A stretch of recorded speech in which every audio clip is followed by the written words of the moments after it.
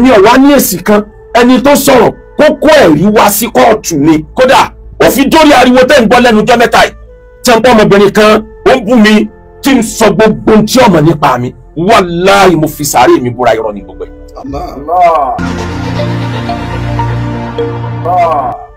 ó láwọn tí wọ́n tì í mi nítorí gbogbo kí n máa sọ pé léyìí irọ́ ni mo ń fèsì ọ̀rọ̀ nu tí n bá ti mú ní kọ̀ọ̀kan ìsinú mi ò fèsì ọ̀rọ̀ àmọ́ mo fẹ́ ká yé ọmọ kí ló ṣẹlẹ̀. èmi wà lára àwọn tá a jọjà ogun ẹni tó bọ́ sórí íńtánẹ́ẹ̀tì tí ń yẹ̀yẹ́ gbogbo àwọn àfáà wa tí ń ṣépè fún gbogbo àwọn àfáà wa tí ń àtáàkì àwọn oníṣẹ̀ṣe tí ń sọ pé ẹ fún mi níjọ́ méje tó bá jẹ́ pé ẹ bá ní nǹkan kan ẹ fún mi níjọ́ méje ẹ̀yin tẹ́sìn yín ṣe báyìí ẹ̀yin tẹ́sìn yín ṣe báyìí tóun ọba ikú iná mọ́ yín ẹ kúnnù tóun ọba ikú ó lé yóò lé kanjọ́ náà lẹ́yìn ìjọ́ méje ó sọ̀rọ̀ sáwọn oníṣẹ̀ṣe àwọn oníṣẹ̀ṣe padà tú jáde wọ́n bẹ̀rẹ̀ sí àtáàkì ọlọ́run àlá ẹnì kejì òun ló jẹ́ pé bíbélì báíbù lòun máa ń ṣe comparative àkìlọ̀ ẹ lọ rántí láti 2020 tí mo ti ń pariwo pé tí àwọn kírísítẹ̀nì bá lọ dé yéé gbogbo tí wọ́n mọ̀ nípa ìsìláàmù ni wọ́n mọ̀ sọ yóò sì máa jọ bí òdodo ara rẹ̀ ní ànábì jí pátápátá ànábì ò dẹ̀ jí nǹkankan ara rẹ̀ létà tírìtì lánàá tí wọ́n sọ pé eré sìgìdì níjà àlá ẹ̀yin lẹ fà á àwọn méjèèjì yìí ńlá ní kéèsì pẹ̀lú ní different court èmi àti Emma pẹ̀lú ìyàwó àti ibẹ̀ ní Germany tí n fẹ́ dárúkọ wọn torí ìdí pẹ̀lú bàbá Bariga àtàwọn míì tí gbogbo wa kóra wájọ pé àwọn kan ni wọ́n sacrifice àmọ́rúkọ mi hàn lálá lórí project yẹn pé bá a ṣe máa ń gbàwẹ̀ tẹ́lẹ̀ kọ́ nìyí níbi ọdún 3-4 sẹ́yìn ẹ gbàgbé ni pé èpè la fi máa ń gbàwẹ̀ nínú Ramadan tí wọ́n máa gbé ìhòòhò obìnrin jáde ẹ gbàgbé ni àwọn èèyàn yìí rí i pé ìgbìyànjú wa lé àwọn kúrò lórí igbá wọ́n fẹ́ stage comeback ó dẹ̀ wà nínú wa arákùnrin tí mo wí yẹn tí mo sọ wípé tírípù kan ìtólè ó wà nínú wa tí bá ń ba yé ẹnìkan jẹ́ lọ́wọ́lọ́wọ́ tó bá rí pé nìkan lọ dá sí tí ń support ń tọ̀ kódà kẹ́nìkan máa kọ́mẹ̀ntì kó jẹ́ni tó lórúkọ yóò sọ ìjàndí tẹni tí ń kọ́mẹ̀ntì yẹn ìṣesí ẹ̀ ní pé tó bá ti rí wípé ìwọ lọ dá sí yóò padà wọ́n náà tí ó parí ìjà pẹ̀lú ẹni tí ń ba yé ẹ̀jẹ̀ yẹn tó bá parí ẹ̀tàn yóò wá set against ẹni tó ràn lọ́wọ́ ẹ lọ wo gbogbo tó ti ṣẹlẹ̀ kọjá àwọn ni wọ́n jọ pawọ́ pọ̀ lórí pé lọ́ọ́ balókọjẹ́ kẹ́nìkan máa gbọ́ wá sí rẹ̀ mọ́nú Ramadan rẹ̀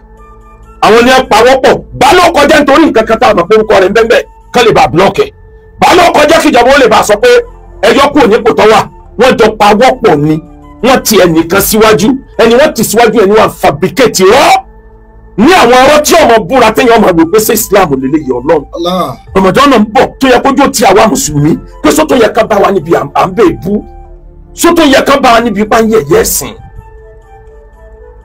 mo ti wọ ní kàkán yìí bóyá ń gbà mọ́ bẹ́ẹ̀ secondary school ni èmi àtàwọn ìyàwó mi bí ológbò làwọn ń dì mọ́ra wa kiri Ọlọ́run ṣàánú mi kan Ọlọ́run mi ò fi mí sílẹ̀ nígbà kan nítorí náà ẹ̀yin tẹ́ gbàgbọ́ yé tí mo gbé dání pé àlàáfíà ni mo gbé dání nítorí wà lábẹ́ ọ̀rọ̀ yẹn nìyẹn bẹ́ẹ̀ bí ìjọba kan bá fight corruption fight ìjọba yẹn padà mo fight àwọn tí wọ́n fẹ́ sọlẹ̀ Yorùbá dọ̀tá ara wa ọlọ́dẹ fún wa níjà yẹn jà èmi àti gbogbo àwọn tá a jọ jàjà yẹn kọ́lọ́hún san wọ́n lẹ́sàn dáadáa kódà tó fi dórí bàbá mi Mudirul Markaz àfihàn olówóra gbogbo wa jọ dá agbára jọ ní láti fèsì fitna yìí wọ́n wá rí i pé akéwùgbà bọ́ọ̀lù tó ń sáǹdì lókè àkọ́kọ́ tí a kọ́ ṣe ni pé bí Ramadan ṣe ń bọ̀ gbogbo pages wa ní ẹja gbà with intention pé inter program sílẹ̀ tó bá dé kò ní ráyè fèsì ní wọ́n bẹ̀rẹ̀ sí yọ fíìmù lọ́tún lọ́sì èmi ọ̀wá ní èsì kan ẹni tó sọ̀rọ̀ kó kó ẹ̀rí wá sí kóòtù ni kí wà ní evidence tí mo wí bàbá ìmáàmù àgbà ìlú Ìbàdàn àfihàn olówóra ọlọ́mọba ń sàlékún dáadáa bàbá wọ́n pè mí ní few days sẹ́yìn pé àwọn fẹ́ dá sọ̀rọ̀ yìí tí wọn náà bá ń bọ̀ mú èèyàn mẹ́jọ dání sẹ́yìn kan ti mú èèyàn mẹ́jọ dání ni bàbá ìmáàmù ní ẹni tí ó ń sọ̀rọ̀ rẹ̀ láì dáa tí gbogbo ayé ń wí yẹn ó ti kọ orúkọ èèyàn mẹ́jọ o mo wá ní bàbá ẹ jẹ́ kí n rí orúkọ èèyàn mẹ́jọ tó kọ kí n lè bá a mọ àwọn tèmi náà sọ pé ká máa bọ̀ ìgbà tí orúkọ àwọn mẹ́jẹ̀ẹ̀jọ tí wọ́n fi hàn mí number 1 Onsaka of Lagos ẹni tá a ti gba bench warrant lórí ẹ̀ lórí pé ń bú àwọn bàbá wa ó ní number 1 lórí list number 2 ẹni tí ń fi àwọn Christianity ẹlẹ́sìn Christianity ṣẹ̀sìn táwọn náà dá padà òun ní number 2 number 3 ẹni tó ti bà mí lórúkọ jẹ́ nílùú Ìbàdàn tí mo gbé lọ kóòtù tí wọn ò jẹ́ ọwọ́ kóòtù tí wọ́n bẹ̀ mí ẹnì kíní ẹnì kejì àwọn méjèèjì náà bẹ́ẹ̀ nínú àwọn tọkọ mo ti rí list yẹn mo ní ọ́kẹ́ ó yé mi arákùnrin màá wá. Nígbà ọdúnjọ́ kejì bàbá pè mí pé àwọn ti kìlọ̀ pé àwọn èèyàn yìí ò gbọdọ̀ wá mọ́ o torí àwọn mọ̀ pé ò ní wá táwọn èèyàn yìí bá wá. Mo ní bẹ́ẹ̀ ni bá mi fẹ́ wá. Wọ́n ní wọn ò ní wá mọ́. Àmọ́ gẹ́gẹ́ bí ẹni tó study òṣèlú tí mo dẹ̀ study psychology mo mọ̀ pé wọ́n padà yọjú. Mo wá ní sùúrù bí wọ́n ṣe ń pè mí tó látago 2 mi ò yọjú. Ó wá di bí aago 6 mo páàkì síta bàbá ìmámù. Màá ní kẹ́nìkan lọ bá mi wo ohun tí ń ṣẹlẹ̀ ńbẹ̀. Wọ́n wá ń fún mi níròyìn pé ẹni tí ń àtáàkì àwọn kírísítẹ́nì ọwá ó kó ọlọ́pàá bíi 10 dání, ó kó mọ̀pó dání. Ẹni tí ń àtáàkì gbogbo àwọn bàbá wa tó gbéṣẹ́ fún ẹni tó ń bà mí lórúkọ jẹ́ yẹn òun náà kó sójà dání, òun náà ń bẹ́ńbẹ́. Sẹ́kẹ̀ndì náà wà lọ kó àwọn ọlọ́pàá kásọ̀tà bàbá ìmámù di ibùdó ogun ni. Àwọn tí wọ́n ti gba bẹ́ńtì warrant táwọn akiri rẹ̀. Àmì mi ò ní sọ̀tà bàbá mi dojú ogun, ọbẹ̀ tàkì mọ́ yọjú síbẹ̀ ni mo fi kúrò ńbẹ̀. Gbogbo ẹ̀yin tẹ́ bá mọ̀ pé ọ̀rọ̀ yìí kan yín àlàáfíà ilẹ̀ Yorùbá kan yín, wàláhì mo fi Ọlọ́run búra. Wọ́n fẹ́ padà sí bí wọ́n ṣe ń sọ wá dọ̀tá ara wa ni. Ni ló wà lábẹ́ ọ̀rọ̀ yẹn, kò sí nǹkan kan ní lábẹ́. Ju pé wọ́n fẹ́ bà orúkọ tó dáa jẹ́ tọ́lọ́run fáwọn. Kí wọ́n lo opportunity yẹn fi stage come back. Kí wọ́n tó máa da gbogbo ẹ̀rú bọ́ sí ń dàrú tẹ́lẹ̀. Ìdí nìyẹn gbogbo ẹ̀yin mùsùlùmí tẹ́ gbàgbọ́ yá àlàáfíà lẹ́nu àti ìgbàgbọ́ ẹ dìde. Ẹ ràn mí lọ́wọ́, ẹ fún mi ní support. Ẹ̀yin ẹlẹ́sìn traditionalist tẹ́ gbàgbọ́ yé pé mi ò ta kẹ̀sìn yín mi ìsìnbá yín dẹ̀sìn pọ̀. Ẹ dìde, ẹ ràn mí lọ́wọ́. Ẹ̀yin tẹ́ jẹ́ Christians tẹ́ gbàgbọ́ yé pé àlàáfíà ni mo gbé dání. Ẹ dìde, gbogbo yín ẹ ràn mí lọ́wọ́ lórí àwọn èèyàn yìí. Wọ́n fẹ́ sọ irọ́ dòdòdò. Ẹni tí wọ́n gbéṣẹ́ fún ó ní nǹkan tó plan pẹ̀lú tó sọ yìí pé ó ń fi àáké sí gbẹ́rẹ́.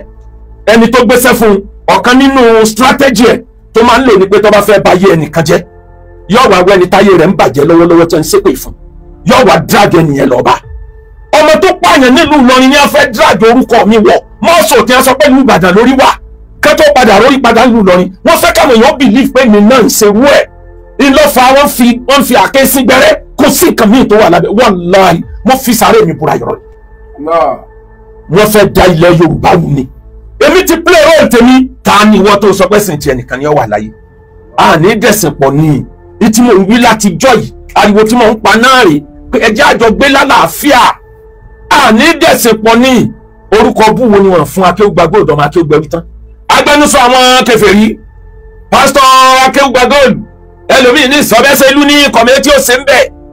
Nígbà ó jẹ́ pé business ni gbogbo wọn ń fẹ̀sìn sí, kì í ṣe torí Ọlọ́run náà fi ń ṣẹ̀sìn. Mùsùlùmí tó nífẹ̀ẹ́ àlàáfíà, Christian tó nífẹ̀ẹ́ àlàáfíà, traditionalist tó nífẹ̀ẹ́ àlàáfíà, tẹ́ ẹ̀ bá dìde láti support mi lórí ọ̀rọ̀ tí ń bẹ́lẹ̀ yìí, tí wọ́n bá lọ sọ irọ́ dòótọ́ yóò wà nù rẹ́kọ̀dù pé mo sọ tèmi. Part 1 wà sí yìí ni, tó bá dọ̀la a continue part 2. Ọmọ Akéwùgbẹ̀rù mi tó mo ní kí ẹ má ṣe ká nítorí pé rere lọ́ọ́lúwà fi ń san rere. Ẹ̀dá ẹ̀ ṣe nítorí ọ̀la. Ẹ̀dá ẹ̀ hùwà rere nítorí ọ̀la. ọ̀la ẹ̀dá ènìyàn ló pàtàkì jù, kò sẹ́ni tó mọ̀la. Àròyé TV rèé, ẹ láìkì, ẹ sọ̀scribe, kẹ́ ẹ sì máa fọ́lọ́. Òkèláwà téńté.